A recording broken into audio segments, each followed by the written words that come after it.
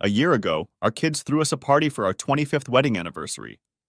It was a huge celebration with everything going on. All of our friends were there, we got a ton of gifts, and life was pretty good at that point, even though I knew we were slowly drifting apart while living in the same house together. My wife, Carol, and I met in our senior year of college, and the rest is history. We fell in love, married, and had two wonderful sons, both of whom are currently graduating from college. We are now almost empty nestlings and should be enjoying the fruits of our labor, but have run into a bit of a problem. I've gotten younger and she hasn't. I haven't gotten physically younger. Rather, I had a midlife crisis when I turned 50 this year. Don't let anyone tell you that 50 is just a number and you shouldn't worry about it, because that's complete nonsense. I began to look back and say to myself, what if, and was determined to never say those words again. The pressure of taking care of the kids was lifted, and we had a lot of free time and money for the first time. It was like a huge weight had been lifted off my chest, and I felt more alert than I had in a hell of a long time. I got 4 weeks off every year at work, and over the years I'd set aside another 4 weeks of unused sick and vacation time. What the hell was I going to do with 8 weeks of vacation? I started making some changes, small changes at first. I stopped dressing like my father. My suits and the rest of my closet were outdated, to say the least, and needed to be brought back to the 20th century. One more thing. I had somehow added a spare tire around my middle in the last 10 years and needed to get rid of it before I went crazy and bought all new stuff. When I told Carol I wanted to eat more salads and less meat, she didn't say anything back. But when I started getting up early to make it to the gym before work, she took notice. I guess she thought it was a phase like my New Year's resolutions that would pass with time, but it didn't. It took me 3.5 stinking months of hard workouts to lose the 18 pounds I had gained. I had more energy and tried to use it by increasing our life, but it wasn't the right thing to do. So I think our life has gotten a little worse over the years. It went from white hot to hot, from good to good, and finally to normal when I actually got any, which was about once every 9 days. I had always insisted on more entertainment, but now I was taking it to the next level, and that didn't win the approval of my wife, who was happy with the way things were. "Steve, I'm not 20 years old anymore. I can't do this 5 times a week," she stated to me unequivocally. "How about we settle for 3?" I asked, or begged in this case. Carol said she'd think about it, but didn't guarantee anything. As usual, nothing changed. You see, we got into a rut. We both got up in the mornings for work around 6 o'clock, give or take 5 minutes. We both drank coffee together for breakfast while I perused the newspaper. We'd both drive to work, which started at 8, and I'd get off between 5 and 5:30 to make the 25-minute drive home. Once home, I would check the mail, change my clothes, and usually set the table. Carol would leave at 4:30 and have something ready by the time I got home. We'd eat, wash the dishes, and then read the paper. After that, we would split up and do our own thing for the next 2 hours before getting ready for bed. I laid out my clothes for the next day, brushed and flossed my teeth, and then settled into bed to watch the news. If I was able to get Carol in the mood, we'd do that and be asleep in 40 minutes. The next day, we did the same boring stuff again. We were becoming parents, and I wasn't going to let that happen without a fight. I began to demand less entertainment. A bottle of her favorite wine, flowers now and then, foot massages, and other things were all welcome. It improved her mood, but it didn't make us closer. When we didn't make love the first week, I didn't say anything. When 2 weeks went by, I started hinting. Hell, when 3 weeks went by, I finally said, "Carol, don't you enjoy making love to me anymore?" I said as tactfully as possible. "Steve, what kind of question is that? Of course I like it." "Then why don't we do it more often?" "Steve, we do it all the time." "Honey, it's been 3 weeks. I haven't pestered you once, but I wanted to wait and see how long you'd put up with it before you noticed. But I guess you didn't. So, do you want to fool around tonight? If so, we'd better get started because it's getting late." "Carol, I don't look at this as some chore that needs to be done and out of the way. I think of it as something special that brings us closer together, I tried to tell her, but she wasn't listening. Steve, do you want to do this or not? She finally asked, a little perturbed that I was criticizing her for not wanting to do it anymore. I guess not. I'm not in the mood anymore, I answered her sharply. Come on, let's do it, or you'll never let me hear the end of it, she said, in that annoying, whiny voice I'd been hearing more and more lately. I'll pass, I said, as I got out of the car and headed for the bathroom. I took 3 Advil pills for the headache, slipped back into bed and said goodnight, turning my back to her. Don't say I never suggested it, Carol said with a condescending tone in her voice as she opened her book. After that night, I stopped asking. I moved my workouts from mornings to after work, which meant we no longer had dinner together. I liked it better because it gave me a chance to relax after work, and there were more people to talk to at the gym. Carol started leaving me a plate of leftovers in the oven, but that stopped after 2 months, and I would make my own dinner or come in after my workout and grab a snack. We were drifting apart, and if I could see it, so could she. It had been almost 4 months since we had last made love, and I was determined to get her to initiate it, even if it took forever. My evening showers were getting longer and longer as I got rid of the stress manually after shaving. I started replacing or updating my clothes little by little, and even a few women at work noticed it, but my wife didn't say a word. Are you going to stop sulking this year, or should I sign you up for next January? Said Carol, as I turned out the lights in the evening. What? You heard me. You're playing a stupid game and I'm sick of it, she said with a strain in her voice that I'd gotten used to by now. Why don't you explain what game you're talking about? Steve, don't play dumb with me.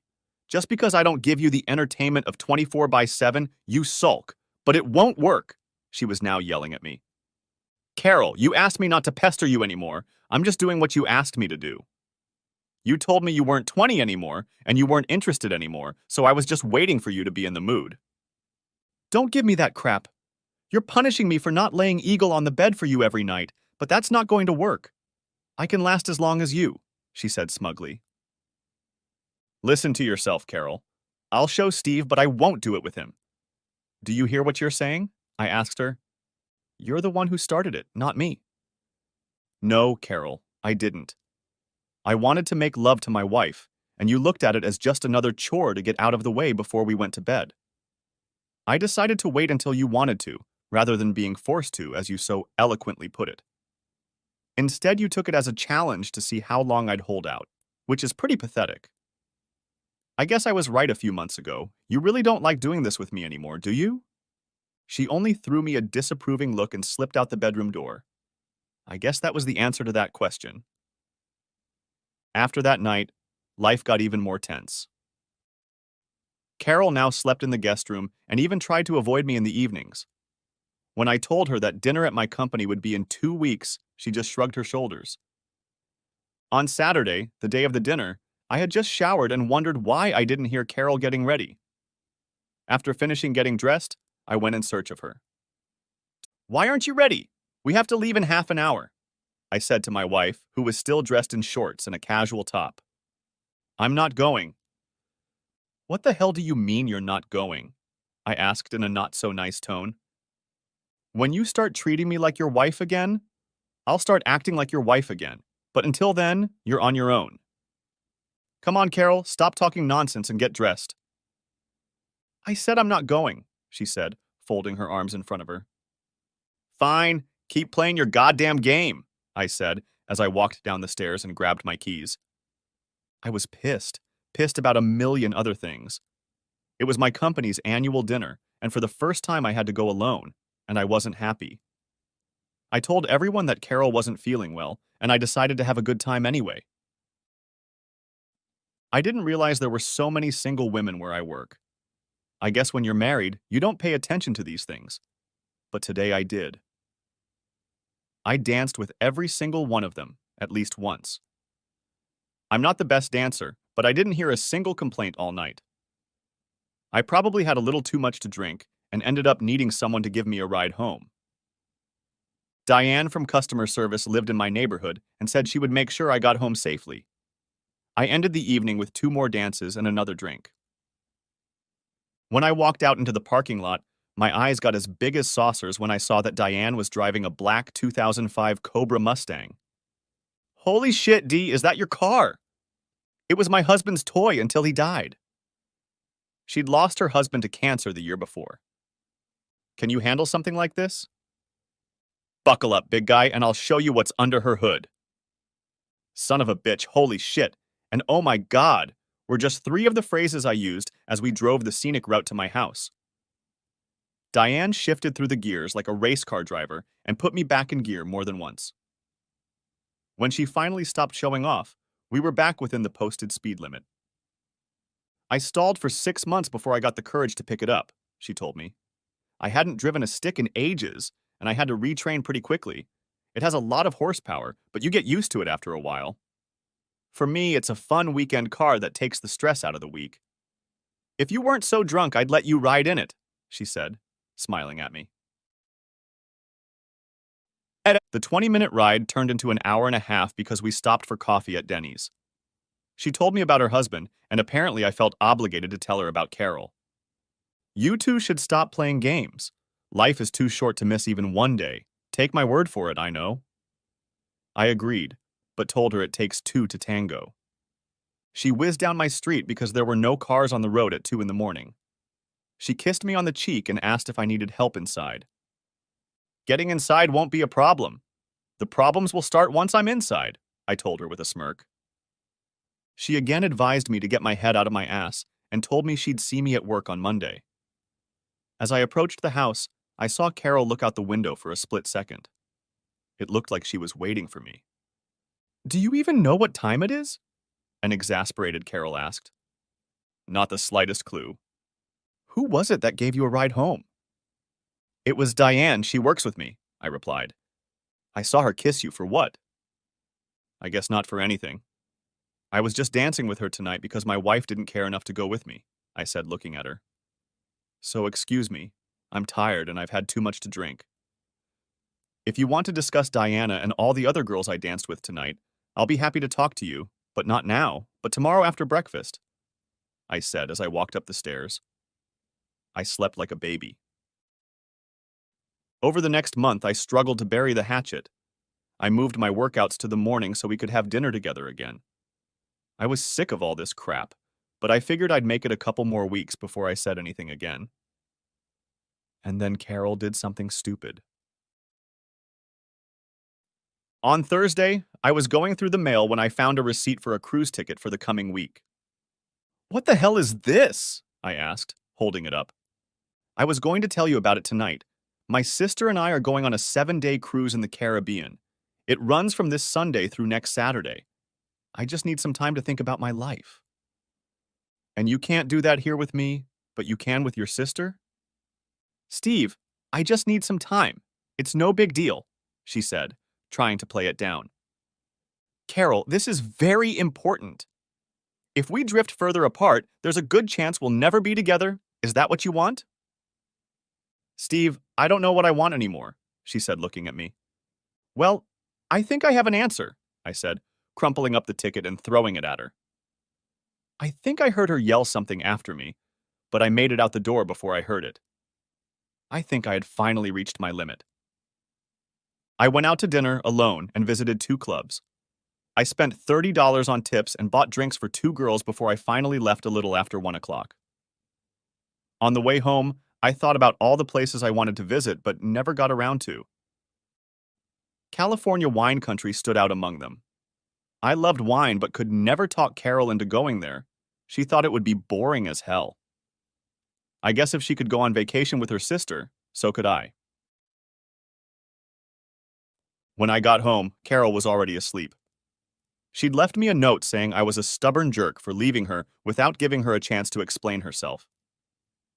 I'm the asshole, I said to myself, crumpling up the note and throwing it across the kitchen.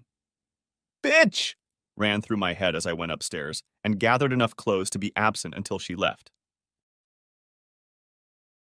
The Holiday Inn across the street from work was my logical choice since I had about 3 hours of sleep on Thursday night. I told the receptionist that under no circumstances did I want her to transfer a call from my wife, Carol. I turned off my cell phone and decided to hide for the next 72 hours. I did, however, check out the wine country tours.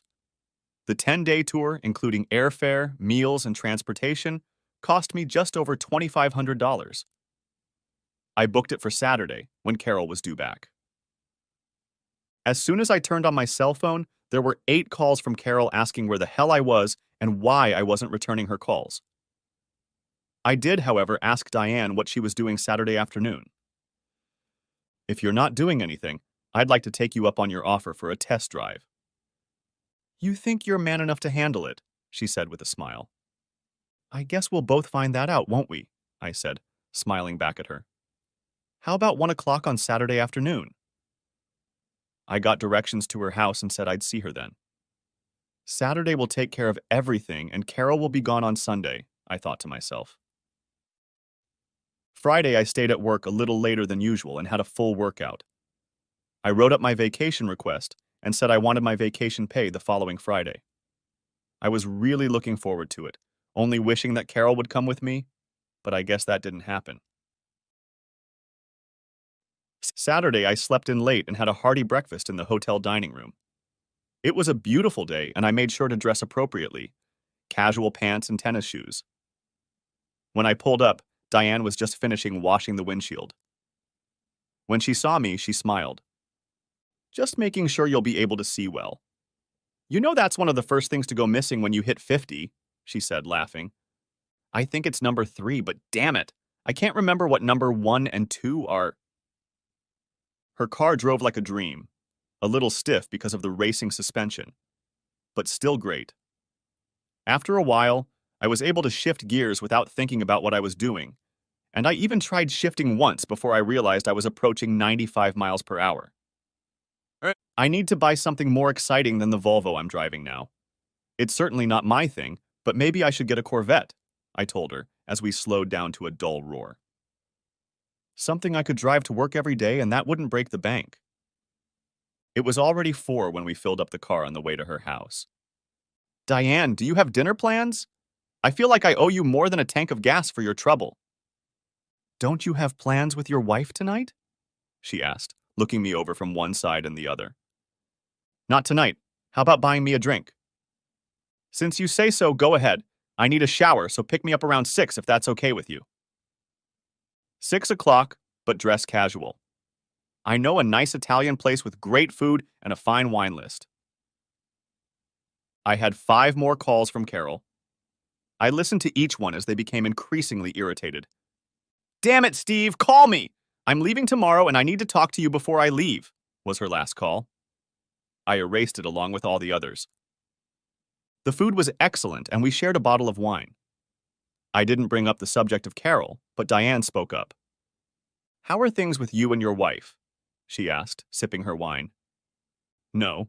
She's leaving tomorrow for a 7-day Caribbean cruise with her sister, I told her. I thought you were going to work out your problems. I tried, but she wouldn't talk to me. When I found out about the cruise, I just left. It was pretty stupid, Diana said, without mixing words. She said she needed time away from me to think about us and where we were going. How can you work on us if we don't discuss our problems? Anyway, she's flying to the Caribbean tomorrow, and I'm going on a 10-day wine country tour that starts next Saturday. You guys are still playing tit for tat, and you're both going to lose. If it's over, then it's over, and stop these silly games. But if there's still a chance, you two should grab it instead of going on vacation separately, she said, criticizing what we were doing. Dee, we haven't even slept in the same bed in over 6 months. I think my marriage is on artificial life support, and with her gone, it's just stalled. When I get back, we'll separate and go our separate ways. I still have enough years in reserve to start over, that is, before I'm 95 and stuck in a damn walker. I still think you're both making a mistake. But these are your lives. I brought her to my house a little after 10. She invited me in, saying she was alone because her only daughter had left for college, but I declined. Knowing that if I drank any more I wouldn't be able to drive, she looked too good and I wasn't about to embarrass myself. The week dragged on and I looked forward to the trip. I laid out my clothes and ended up buying 3 more outfits because I had lost another 5 pounds. I figured I could fit everything into 2 medium-sized suitcases, the maximum the airline would allow, and still not charge me a penny. Carol sent me 2 emails letting me know that when she got back we should talk. This could have been a problem since I wasn't here. I considered not even leaving a note, but decided against it. I decided to take a little vacation. I'll see you in 2 weeks, was all I wrote. At least she'd know I wasn't lying dead in a ditch somewhere. Why I didn't do it sooner, I don't know. Because after 2 days, I was already hooked. Every day, we went to a different vineyard, set up store, did tours during the day, and wine tasting in the evening. With me was a group of 4 couples, a mother and daughter, and a single woman. We ate together, went on tours, and just socialized. On the 4th day, the only single person in our group approached me. "Steve, isn't it?" she asked. "Yes, and your name is Lori, isn't it?" said I with a smile. "Since we were among the odd ones out, would you like to go on a tour of some old Spanish missions tomorrow?" she asked. "They need at least 2 people, and you're the only one I know." "Sounds great. Good thing I brought a good camera with me." They said it would take about 4 hours, including travel time and the tour itself. They'll send a car for us right after the winery tour tomorrow. Lori arranged everything. That night we sat together at dinner. Lori was divorced and said that every year she decides she's going to do something new. Last year she had gone deep sea diving, getting certified, and next year she planned to go on an Alaskan cruise. Beyond that, who knows, she told me. "I see you're married. Why isn't your wife with you?" "She's on a 7-day cruise in the Caribbean." "You don't like cruises?" "She wasn't invited. She decided to take her sister instead," I said quietly, sipping wine from my glass. "I'm sorry, I didn't mean to pry." "That's okay, I wouldn't have gone anyway. She doesn't seem to be interested in my company anymore." "Well, that's her problem. So, as of tonight, you are officially my companion for the rest of the tour. That way, you'll always have someone to eat and talk to." "Lori, we all eat together and always talk to each other," I said, looking at her strangely. "I know that. It's just official now," she said, smiling, and took my hand. The tour went great, and I enjoyed Lori's company more and more each day. She told me that her ex-husband had traded it in for a newer model. I made him pay dearly for that move. Not only did I get 50% of our assets, but I got a monthly alimony check that I used to pay for all my little adventures. I only wish I'd caught it sooner. I'd love to try mountaineering, but at 45, I'm not about to push my luck. I've always wanted to take a cruise on a windjammer, where there are no frills and you spend your time sailing from island to island. I would have done it a long time ago if it weren't for the fact that my wife gets motion sickness and I was paying for my son's college until this year, I told her. "Don't wait until you're too old to go and enjoy it," she warned me. We talked until almost midnight. Everyone else had already gone to bed when I walked her back to her cabin. She kissed me on the cheek and told me she had a great time and that I was the best date ever. "I bet you say that to every married man you date," I told her. "Not really, because you're the first. If I didn't know your background, we wouldn't have even gone on a date tonight. I'm not a homewrecker, I've been there, so you're lucky. Get some sleep. We have a big day tomorrow," she said, as she hugged me tightly and kissed me. I made my way back to my cabin with difficulty and made it proper. Before I went to sleep, I turned on my cell phone, and strangely enough, I had 9 messages from Carol. The first ones were a bit abrupt and short, but the last 3 sounded much more sincere. "Steve, please call me. I don't know where you are and I need to talk to you," she begged. Now, she wants to talk after spending the last 4 months telling me to back off. I erased them again and turned my phone off. After 2 more days on the road, we stopped at the most beautiful winery imaginable. It was built on top of a hill overlooking a lush valley. The windows faced west, so in the evening when we did our wine tasting, the sun would set over the horizon and take your breath away. I snapped a few pictures and even took a picture of Lori against the sunset. I was having the time of my life. The rooms at the wineries were small cabins with the essentials. They had a shower, a bedroom, and a small living room. One by one, the couples retired to their cabins until it was just Lori and I. This is the life. I could do this on a full-time basis, taking tours to all the wineries in California and maybe go to Italy and then Germany, I said dreamily out loud. And in 2 years, they'll have to move you with a forklift after you gain a couple 100 pounds, she said with a laugh. Between the wine, cheese, and the copious meals we ate nonstop, I think I gained 5 pounds, she said, rubbing her belly. You're not fat, you look good, I replied. Flattery will get you anywhere, she said, finishing her glass of wine. Let's go for a walk, she said, grabbing the last bottle of wine. The path was lit by torches, and we strolled casually through the winery itself. I wasn't drunk, but I wasn't completely sober either. When she stopped and drew my lips to hers, I didn't resist or pull away, but kissed her back. She dropped the wine bottle and we wrapped our arms around each other, exchanging saliva and stuff. I woke up next to her. How long have you been awake? About an hour. We better get going. Our bus will be here by 9 to take us to the next stop, she said. Are you coming? I went back to the cabin, grabbed my luggage, tossed it into the bottom of the bus, and went in search of Lori. The hour ride flew by in the blink of an eye as we chatted about nothing and everything. It was our last wine, and I wasn't excited at all. We had another day and a half to go, and we made the most of it. As with all wineries, I bought a case of bottles I liked and sent them all home. I made a note to buy a wine fridge as soon as I got home. That last night, we walked hand in hand to dinner as we all felt sorry that our journey was coming to an end. We made a total of 6 toasts that last night, exchanging addresses and emails. Dinner was amazing as usual, and one by one, everyone went to bed. I walked Lori to her quarters and told her I had to pack tonight. I'll miss you, we both said at the same time and laughed out loud. It took me about 20 minutes to get everything packed. I found my airline tickets and parking pass, making sure I knew where everything was. I washed my face and was just getting under the covers when I heard a knock on the door. I looked out the window and opened the door. I couldn't sleep. Steve, here's my email address and cell phone number. Whatever happens, let's keep in touch, she said, as she touched my face with her hand. At the airport, Lori headed to Southwest Airlines and I headed to Delta. I gave her one last wave as we both came back to reality. I had a lot to think about on the return flight.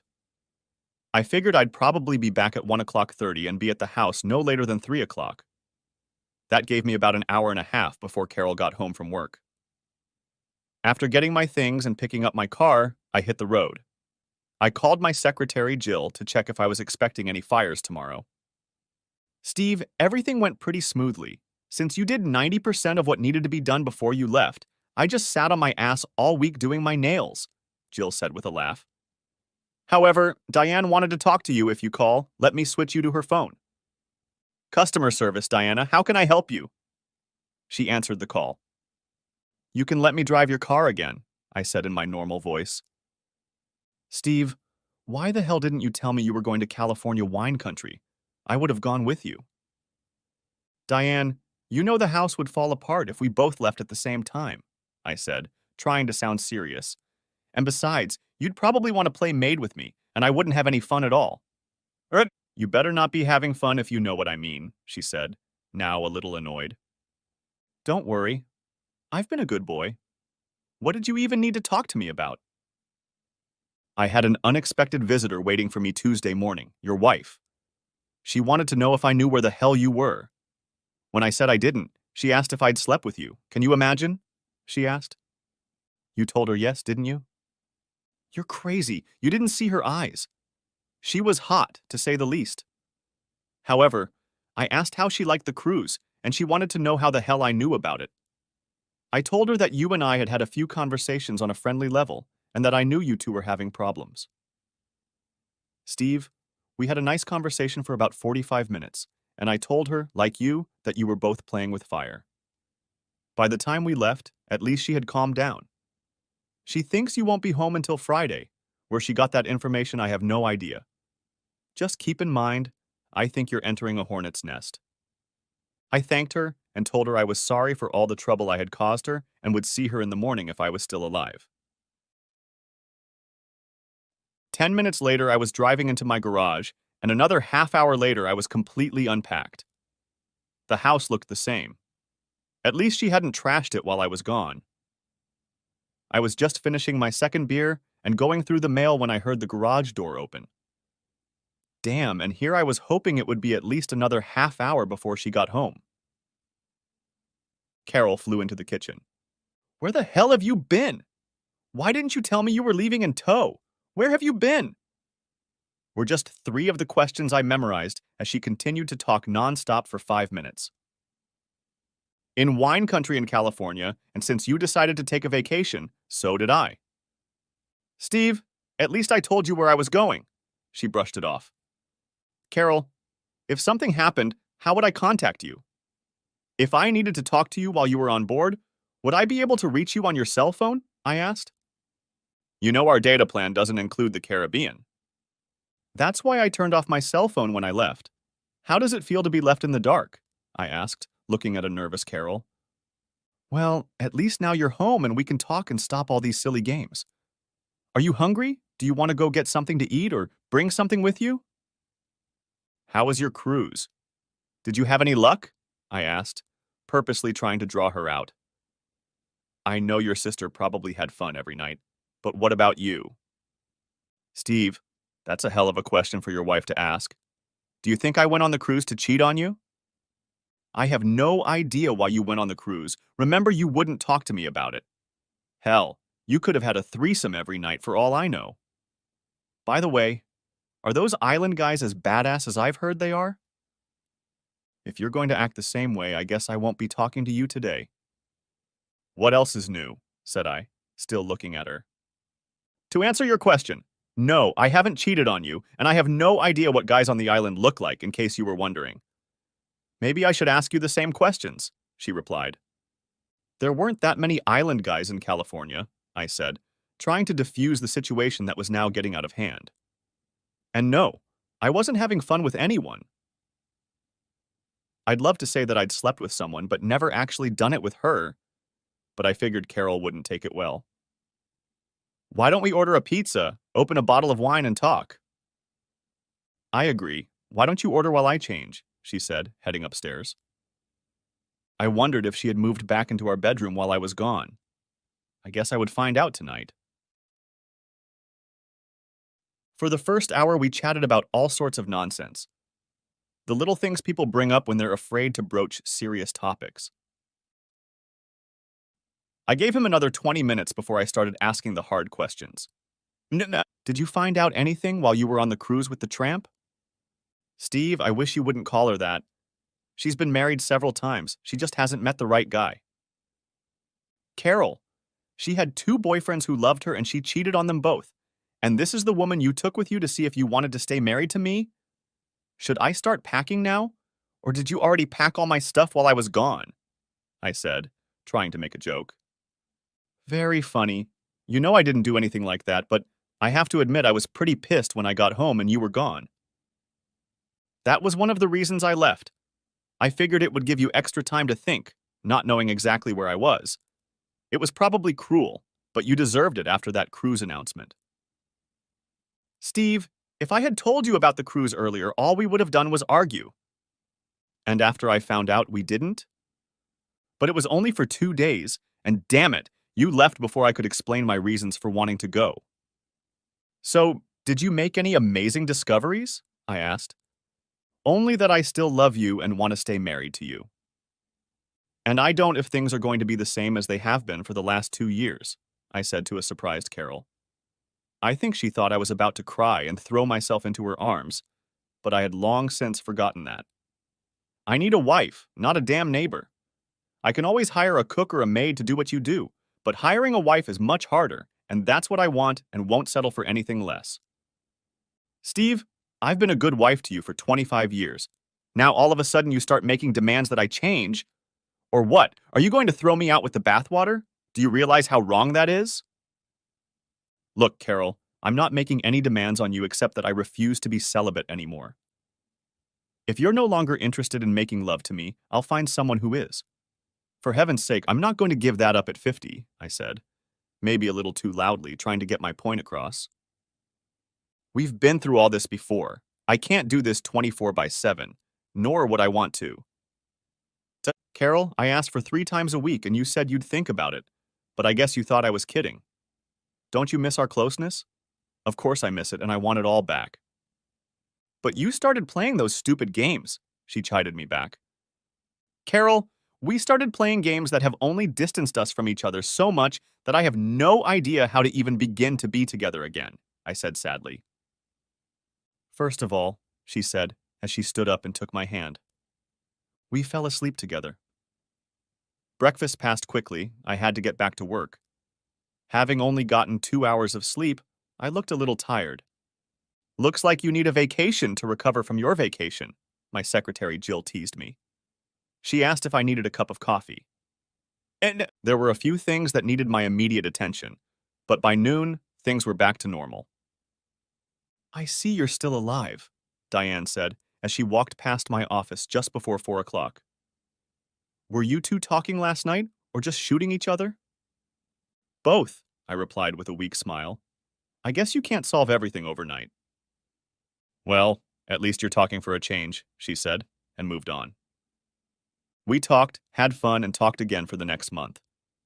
We solved some of our problems, but eventually realized we couldn't do everything ourselves. Carol had gotten David's name from a friend who had used his services years ago and said he was very good.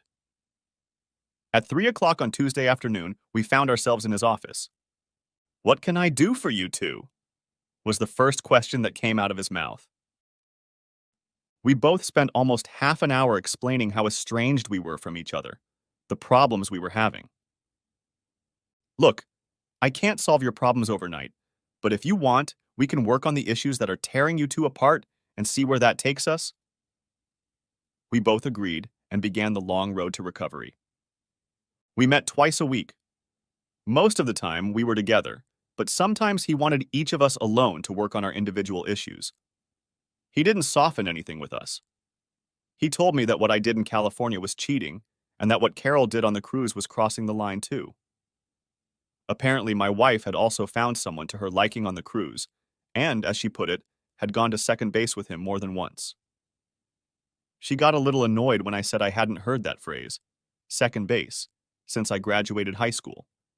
But at least we tried. When he asked us what we saw ourselves as a year from now and 5 years from now, we both had no idea, but it got us thinking. When he asked us how much entertainment was too little and how much was too much, we were on opposite ends of the spectrum. For me, once a week was too little, and for Carol, 3 times a week was too much, but we kept going. It was almost 5 months before we had our first real breakthrough, and another month before we solved the last 2 problems. David was pleased with our results, and for the first time in a long time, Carol and I were happy. Steve, when I got your letter about wanting to go on this cruise, I was doing backflips, Lori told me, standing on the deck looking out at the water. But when you said you were taking your wife along, it dampened my enthusiasm somewhat, she said as she held my hand. I told her I wanted to go alone, but she refused after I had to tell her about our last trip together, I said with a smile. She said something about not sharing my bed this time. Well, if she accidentally falls overboard, I'm telling you in advance that it's not my fault, she said, kissing my cheek. Steve, I can't leave you alone for a minute. I heard my wife's voice come up behind me and kiss me on the lips. And you must be Lori, she said, holding out her hand. I've heard a lot about you, and you're so beautiful, just like Steve said, she said, looking me over. You know what a flatterer he is, Lori replied. Not really, but he better start learning if he knows what's good for him, she said with a smile. Well, shall we go to dinner? I'm so glad you were able to move to our table because I still have a few more questions about the wine country tour that I need to talk to you about, she said. And they both laughed, looking at me as I blushed even more. I was dead meat, and I knew it. The table in our dining room was set for 10 people, and by the time the waiter brought the drinks, everyone was seated. There were 4 couples, including us, and one cute young guy who sat next to Lori. I nudged her with my elbow and gave her a thumbs up when she slapped my arm. The couples all introduced themselves to each other, giving their names and where they lived. I introduced us as Steve and Diane Moore from the sunny state of Florida, and looked at Lori, whose turn it was next. That's right, my wife Diane, not Carol. You see, we finally solved our problems with David's help, but not in the way we had planned. It seemed that we were both on different pages of our lives. Carol was at the point where she wanted to relax and let life take its course as long as it didn't interfere with her casual lifestyle. She was starting to enjoy her freedom and didn't want anyone dictating to her what she could or couldn't do, including me. We talked about where we wanted to be a year from now and 5 years from now and discovered we were not on the same planet. We broke up, and now we are better friends than we were together. Carol and I sold our house and split everything in half. We used the same lawyer, and within 3 months it was all over, and we were both much happier. She wanted to do it again for old time's sake, but I told her that while I would have loved to do it, I was in a relationship, and I couldn't cheat on Diane any more than I could cheat on her. You see, a week after our last session, I showed up on Diane's doorstep. We talked, went out to dinner, but she told me there was no way in hell she was going to get involved with someone from work. I solved that problem by buying out my 8 weeks of vacation, cashing in my 401k, and buying a thriving travel agency. We started dating the very next day, and I got an apartment close to work and rented it on a month-to-month basis, but after 3 months I moved in with Diane. After her husband died, she dated 2 guys, but both failed to live up to her expectations. I think her husband was much better than just good in bed. After our 3rd date with her driving her car instead of me, we stopped in front of her house.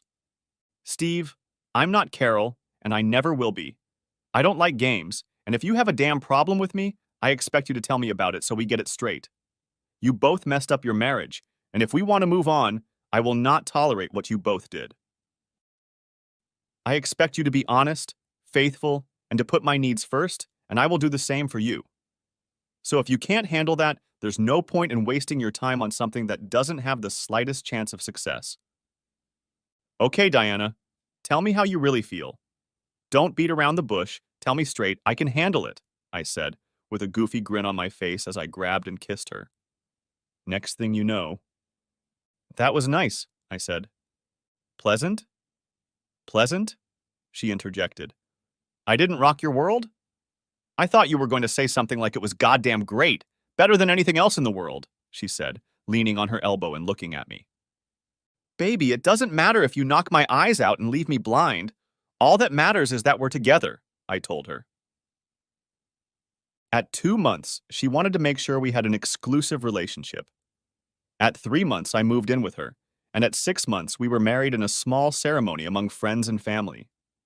Her daughter was a bridesmaid, and with my sons, I had 2 best men. In passing, she asked if I wanted to invite my ex, but I told her it was our day, and although we remained on good terms, Carol was my past, and she was my future. All she replied was, "Good answer." Since we never had the opportunity to take a formal vacation, I arranged a cruise for the 2 of us. I emailed Lori and asked if she was interested, and she immediately replied, yes. Eventually, I told Lori that I would take my wife, my new wife, and although she was a little disappointed, she still wanted to see the 2 of us. I just need to meet the woman who grabbed your ass so soon after you became available. We had a great time. Lori never picked up a young guy at our table, but she did mention a certain man in Denver that she really liked. He's nice and all, but he wants to make an honest woman out of me, and I don't know if I'm ready for that yet. Let me give you some advice, Diana said, leaning over to Lori and whispering to her. If he's worth it, grab him as soon as you can. If not, he might not be available when you're ready, she said, grabbing my leg. So if you'll excuse us, I want to try that new way you told me about. I can't promise it won't accidentally slip in, though, she said with a wide smile as we walked hand in hand back to our quarters. The end. Thanks for watching. I hope you enjoyed it, so subscribe to my channel and watch the next video.